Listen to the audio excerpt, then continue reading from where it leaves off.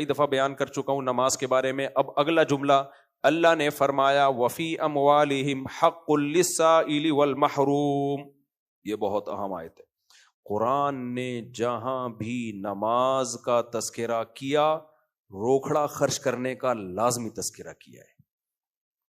اس کا مطلب یہ ہوا کہ اللہ کو کنجوس نمازی بالکل بھی پسند بولو نہیں. کچھ لوگ صوفی ہوتے ہیں ہر وقت کھڑے ہوئے ہیں. جب آپ ان کے پاس آؤ, مفتی صاحب گھر میں پروگرام چل رہی ہے, میں مفتی صاحب کیوں بولوں, میرے پاس تھوڑی, کیونکہ میرے پاس جب آتے ہیں مفتی صاحب ہی کہہ رہے ہوتے ہیں آپ کے پاس آئے, اپنے آپ کو میں کیوں بدنام کروں بھائی. آپ کے پاس ہے غفار بھائی ہیں بیچارے ہر جگہ بدنام ہو رہے ہیں, وسیم بھائی بھی بدنام, بہت سی جگہ میں نے ان کی تعریف بھی کی ہے وسیم کی. وسیم کے پاس آئے, وسیم بھائی بہت گھر میں پرابلم چل رہی ہے. وسیم بھائی کروڑ پتی ہیں, کو کچھ تھوڑا سا تعاون ہو جائے. وسیم کو پتہ بھی چل گیا بیچارہ غریب ہے, مسکین ہے, رشتہ دار ہے, تعاون کرنا چاہیے. لیکن وسیم بھائی 2 رکعت صلاۃ الحاجت کی نیت باندھ لیتے ہیں کہ تیرے لیے میں گڑ گڑا کے آج رات انشاءاللہ دعا کروں گا. ارے وسیم بھائی میری اماں بیمار ہے, پیسے دینے, آپریشن کرانا ہے. دیکھو اللہ نے کہا استعینوا بالصبر والصلاۃ, مدد مانگو کس سے؟ نماز سے. تو میں نماز پڑھ رہا ہوں. تو اللہ کو پتا تھا کہ اس ٹائپ کے نمازی بھی مارکیٹ میں آئیں گے. دعا کا موقع, دعا تو کرنی چاہیے لیکن اسباب بھی تو اختیار کرنے چاہیے نا. اگلے کی ٹانگ ٹوٹ گئی ہے, پیسے لگا سکتے ہو لیکن دعا سے جوڑنے کی کوشش میں لگے ہوئے ہو آپ. نماز پڑھ کے جڑ جائے گی وہ. ہمارے حضرت واقعہ سنایا کرتے تھے نا, ایک آدمی کا کتا مر رہا تھا, یہ رو رہا تھا, بہت زیادہ رو رہا تھا. کسی نے پوچھا کیوں رو رہا ہے؟ کہہ رہا ہے یار میرا اتنے سالوں سے کتا پالا ہوا ہے, مر رہا ہے, مجھے اس سے بہت محبت ہے. کہا کہ کیوں مر رہا ہے؟ اس نے کہا بھائی بھوک سے مر رہا ہے یہ. تو اس نے کہا یہ روٹیوں کا ٹوکڑا ہے نا, اس کو کھلا دے روٹی. کہتا ہے یار روٹی پہ پیسے خرچ ہوئے میرے, روٹی پہ پیسے خرچ ہوئے اور آنسو فری کے. تو ایسے ایسے لوگ ہیں دنیا میں, روکھڑا نکلتا ہی نہیں کم بختوں کی جیب سے. نہ ماں باپ کے لیے نکلے گا, نہ بہن بھائیوں کے لیے. بیوی پہ بڑے کنجوس ہوتے ہیں, بیوی کو نہیں کھلا رہے ہوتے, ایسے گن گن کے ہر وقت رکھا ہوتا ہے انہوں نے پیسہ. نہ بھائیوں پہ خرچ, نہ بہنوں پہ خرچ. اور جو بڑے دل کے ہوتے ہیں نا, غریب ہو کے بھی خرچ کر رہا ہوتا ہے وہ, غریب ہو کے بھی. دیکھو خرچ کرنے کا حکم صرف امیر کو نہیں ہے, یہ دماغ سے نکال دو, غریب کو بھی ہے. غریب, اور اب غریب خرچ کیسے کرے گا؟ حدیث میں بہت آسان ہے, فرمایا اتقوا النار ولو بشق تمرۃ, جہنم کی آگ سے اپنے آپ کو بچاؤ, کچھ نہیں تو آدھا کھجور صدقہ کر دو. یار کھجور ایک کو بھی نہیں, آپ نے فرمایا 2 حصوں میں ڈیوائڈ کرو, آدھا کیا کر دو. یہ اس لیے نبی نے فرمایا کہ اس سے زیادہ غریب کون ہوتا ہے دنیا میں. تو غریب کروڑوں نہ خرچ کرے نا, تھوڑا کر دے بھائی, 5 روپے دے دے.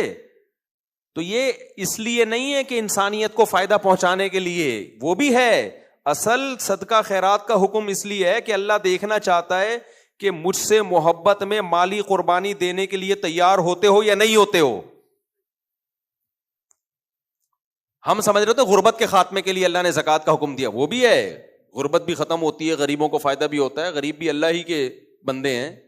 لیکن اسلام میں صدقہ اور خیرات کا اصل فلسفہ یہ بولو نہیں ہے. اصل یہ کہ اللہ کو خوش کرنے کے لیے, جیسے لوگ آپ کو کسی سے محبت ہو جائے تو وہ کہتا ہے نا کہ یار قربانی دو میرے لیے, یہ تو قربانی ہے, چاہے اس کو ضرورت ہو یا نہ ہو, قربانی دینی ہے آپ نے. کہ اللہ کہتے ہیں اس کے دل میں اللہ کی محبت زیادہ ہے یا دولت کی محبت زیادہ ہے, ورنہ آدھی کھجور سے کیا فائدہ ہوگا یار کسی کو.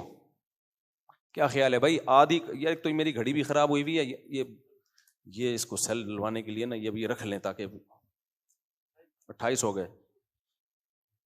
تو اللہ تعالیٰ نے جو حکم دیا ہے نا صدقات و خیرات کا, یہ آیت کا پہلے میں ترجمہ کر لوں. اللہ فرماتے ہیں یہ نماز بھی پابندی سے پڑھتے ہیں.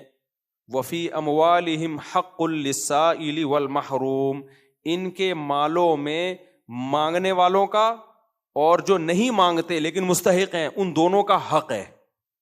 مانگنے والوں سے مراد جو مستحقین ہیں, پیشہ ور بھکاری جن کا پیشہ ہی یہی ہے, 2 نمبریوں کے ذریعے وہ کماتے ہی رہتے ہیں, وہ اس میں داخل نہیں ہیں. مستحق جو واقعی مستحق ہوں. تو جو واقعی غریب ہوتے ہیں ان کی 2 قسمیں ہوتی ہیں, کچھ تو سفید پوش ہوتے ہیں, وہ کہتے ہیں بھوکے مر جائیں گے, کبھی کسی کے سامنے ہاتھ نہیں پھیلائیں گے. اور کچھ ایسے ہوتے ہیں جن میں اس لیول کا توکل نہیں ہوتا, وہ اپنی حاجت ظاہر کر دیتے ہیں, بھائی بڑا مسئلہ ہے ہمارے ساتھ یار, یہ پرابلم چل رہی ہے. تو وہ کون لوگ ہیں جو اپنی حاجت ظاہر کر سکتے ہیں؟ ان کے بارے میں اصول یہ ہے کہ جس کے پاس 2 ٹائم کا کھانا ہو, چاہے بالفعل ہو یا بالقوہ. بالقوہ کا مطلب ہے نہیں لیکن اتنی طاقت ہے, کما سکتا ہے, گیتی ہاتھ میں, اس کو پتا ہے آج دہاڑی لگ جائے گی میری, اس کے لیے بھی شریعت میں مانگنا جائز نہیں ہے.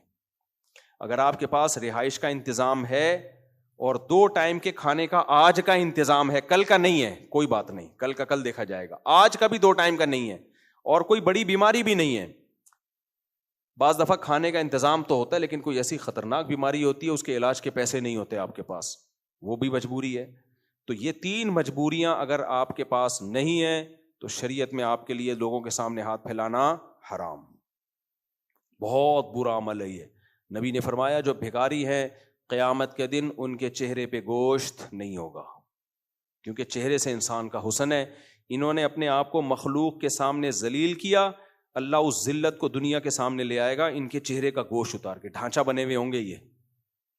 تو اس لیے بلا ضرورت شدیدہ اسلام میں مانگنا حرام ہے, کبیرہ گناہ ہے, ہلکا جرم نہیں ہے یہ, کیونکہ اللہ کو کسی اور کے سامنے ہاتھ پھیلانے والے پسند نہیں ہے. آج لوگ مانگ رہے ہوتے ہیں ایسے ہائر ایجوکیشن کے لیے, مجھے اپنے بچوں کو امریکہ بھیجنا چاہتا ہوں, کچھ زکات وکات مل جائے گی. ابے تو کیا کر رہا ہے, لوگوں میں کھانے کو روٹی نہیں ہے اور تو ہائر ایجوکیشن کے لیے. البتہ ایک صورت میں مانگنا جائز ہے, اضافی ضرورتوں کے لیے بھی. وہ صورت یہ ہے کہ آپ قرضہ مانگ رہے ہو اور آپ کو یقین ہو کہ میں واپس کر دوں گا, 100% یقین ہو اور ارادہ بھی ہو, تو جائز ہے. سمجھ رہے ہو کہ نہیں سمجھ رہے؟ بھائی آپ نے اپنی شادی کرنی ہے, مہر کے پیسے نہیں ہیں آپ کے پاس گھر کے, لیکن آپ کو پتہ ہے میری جاب ہے یار, ابھی میں نے نکاح کو ڈیلے کر دیا, 2 مہینے بعد رشتہ ہی ہاتھ سے نہ نکل جائے, تو مجھے پتا ہے 2 مہینے میں میری سیلری آئے گی, میں دے دوں گا. تو اپنے کسی قریبی دوست سے آپ نے قرضہ مانگ لیا, یہ جائز ہے. یہ تو لوگ کر رہے ہوتے ہیں, یار تو پیسے دے دے کل میں دے دوں گا, میرے اکاؤنٹ میں پرسوں آئیں گے. اس کو بھیک مانگنا نہیں کہتے, یہ آپس میں تعاون ہے. اس میں تعلیم کے لیے بھی لیا جا سکتا ہے, بھائی میں نے بچے کو باہر بھیجنا ہے اور اس کی اتنی فیس آ رہی ہے, اتنا خرچہ آ رہا ہے اس کے اوپر, تو ابھی فی الحال میرے پاس نہیں ہے, لیکن میں پلاٹ بیچنے میں لگا ہوا ہے, بیچ دوں گا, تو پلاٹ جیسے ہی بکے گا تو میں آپ کی پیمنٹ ادا کر دوں گا, ہے میرے پاس پیسے. یعنی اس کو پتا ہے کہ اور بک بھی جائے گا, لیکن اگر اس پلاٹ کی وجہ سے ہم نے ڈیلے کیا تو یہ ایڈمیشن 1 سال ضائع ہو جائے گا. تو ایسی صورت میں مانگنا جائز ہے, لیکن یہ بھی کس سے؟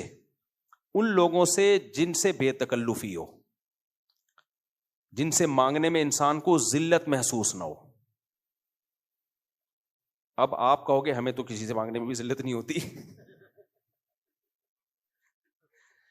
تو اس میں ایک شرط ہے کہ عزت دار آدمی کو مانگتے ہوئے ذلت محسوس نہ ہو, یعنی جس کی عزت ہو اس کو محسوس نہ ہو, کیونکہ بہت کو تو کچھ محسوس ہوتا ہی نہیں ہے, ان کی بات نہیں ہو رہی, ان کے لیے تو ویسے ہی ناجائز ہے. بعض دفعہ آدمی اس کی اتنی بے تکلفی ہوتی ہے نا, چماٹ مار کے بھی مانگ لے. جیسے ہوٹلوں میں دوست کھانا کھاتے ہیں, ابے تو نکال پیسے یار کل میں دے دوں گا, تو یہ دوستی یاری ہے, اس میں اس کو بھیک نہیں کہتے. ابے دے یار تو اپنے اکاؤنٹ سے پیسے ڈال دے یار, میں 1 مہینے بعد دے دوں گا. تو وہ بے تکلف, اس کو آپ کو پتا ہے وہ بھی مانگ لے گا مجھ سے. آج آپ نے اس کو بولا یار تو پے کر, تو کل آپ پے کر دو گے. وہ تو اس کو مانگنا نہیں کہتے, اس کو بھیک نہیں کہتے. یہ بے تکلفی میں سب کچھ ہوتا ہے, یہ جائز ہے. یہ تو سب صحابہ کے دور میں بھی ہوتا تھا. مانگنے کا مطلب کیا ہے؟ آپ کو محسوس ہو رہا ہو کہ میں اپنی عزت کو کیا کر رہا ہوں, گرا رہا ہوں, یہ حرام ہے, ناجائز ہے. تو یہ صرف اس صورت میں جائز ہے کہ جب آپ کے پاس 2 ٹائم کا کھانا بھی نہیں ہے, کیونکہ یا تو عزت بچا لو یا پیٹ بچا لو.